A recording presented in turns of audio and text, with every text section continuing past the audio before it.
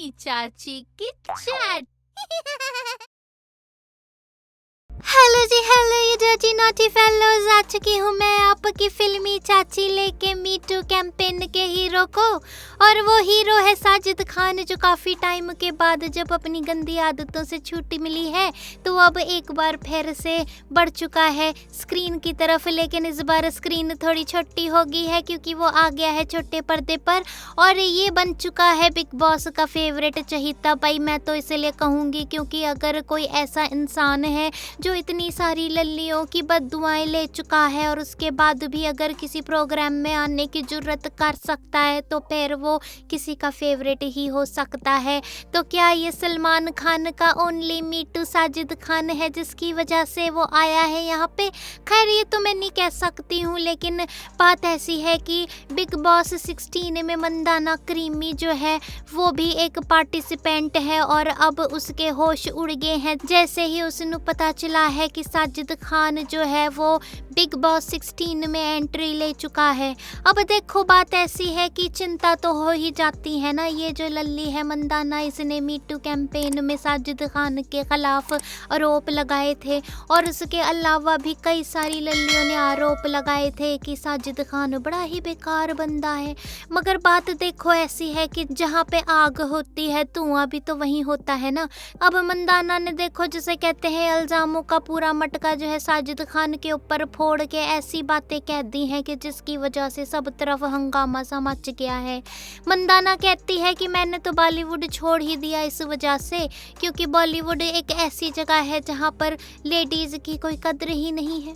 भाई मैं तो कहती हूँ लेडीज़ की कद्र जहाँ हो लेडीज़ को भी वहीं काम करना चाहिए, तो इसीलिए ये कहती है। तो आप बताओ आप क्या कहते हो, कमेंट्स में बताना। पर मंदाना ने ये कहा है कि भाई देखो मैंने तो पिछले 7 महीनों से बॉलीवुड में काम ही नहीं किया है और इसके पीछे कारण ये है जिस जगह पे लेडीज़ की बातों की कोई परवाह ही नहीं है, इंसल्ट होती है, उस जगह पे काम करके क्या फ़ायदा है।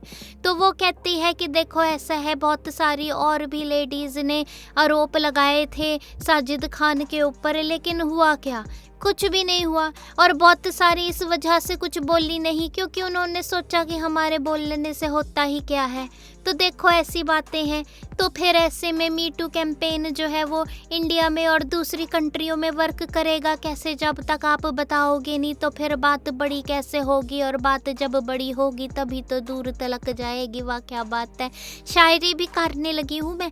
वैसे मंदाना ने एक बात और कह दी है, वो ये कह रही है कि उसने पीछे लॉकअप में काम किया था। अब लॉकअप में आपने उसे देखा था या नहीं देखा था, पर उसने रियलिटी शो लॉकअप तो किया था।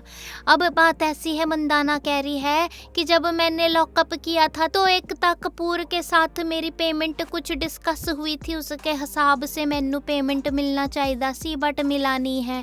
कहती है कि अभी तक मेरा पैसा नहीं मिला है, मैं लड़ रही हूँ अपना पैसा लेने के लिए लेकिन मेरी अभी तक पूरी पेमेंट आई ही नहीं है। शो को ख़त्म हुए पूरे 5 महीने हो गए और मैं अभी तक वेट कर रही हूँ कि मेरे पैसे आ जाएं। भाई देखो 7 महीने से काम किया नहीं है, 5 महीने से पैसे नहीं आए हैं, तो फिर काम कैसे चलेगा? दिवाली का टाइम आने वाला है, नए नए कपड़े पहनने होते हैं, कई सारी शॉपिंग करनी होती है। अब आप बात हमारी ही ले लो, हमें भी कई सारी चीज़ें खरीदनी होती है पर हस्बैंड पैसे ना दे तो कितना बुरा लगता है।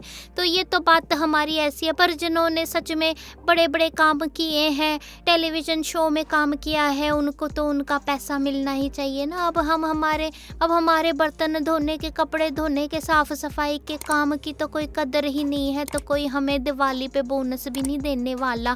तुमको मिलेगा तो ज़रूर हमारे साथ अपनी खुशी को शेयर करना, कमेंट्स में बताना, हो सके तो कितना बोनस मिला ये भी बताना। चलो फिलहाल मैं चली है, बहुत और भी काम करने होते हैं मैनू।